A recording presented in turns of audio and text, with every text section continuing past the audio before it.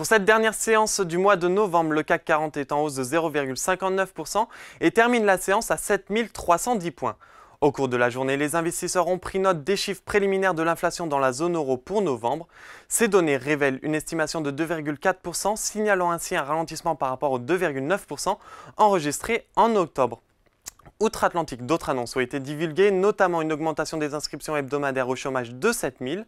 Ensuite, l'indice des dépenses de consommation personnelle a enregistré un ralentissement en octobre, s'établissant à 3% en glissement annuel comparé à 3,4% le mois précédent.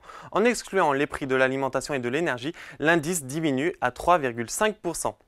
Du côté des valeurs en hausse sur le CAC 40, la fintech française Worldline prend la tête avec une performance de 2,04%, suivie de près par Unibail, Rodamco ou Westfield. Le secteur bancaire est bien orienté également, avec Crédit Agricole, BNP Paribas et Société Générale qui prennent entre 1,88 et 1,47%.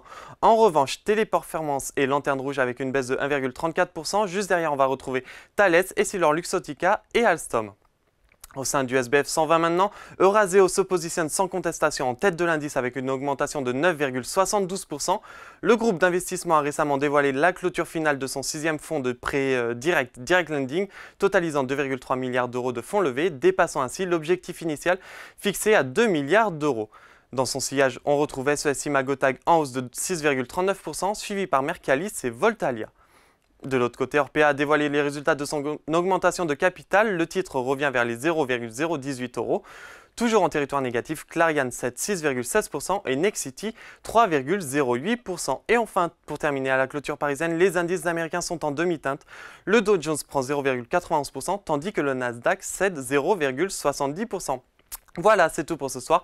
Mais n'oubliez pas, toute l'actualité économique et financière est sur Boursorama.